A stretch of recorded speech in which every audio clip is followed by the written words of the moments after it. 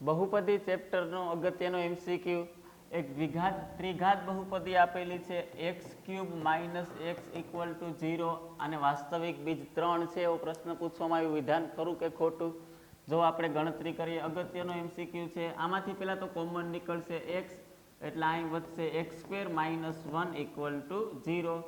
x નો વર્ગ x અને 1 નો વર્ગ પણ એક જ થાય. જો તો આ સૂત્ર બની ગયું a² - b² હોય તો એ ઓછા b અને એ વત્તા b. તો અહીં પાછું એક સૂત્ર બની ગયું x - 1 અને x + 1 બરાબર 0. તો પહેલો અવયવ, આ બીજો અને આ ત્રીજો. પહેલાનો ગુણાકાર 0 એટલે x બરાબર 0 હોઈ શકે, અથવા x - 1 બરાબર 0.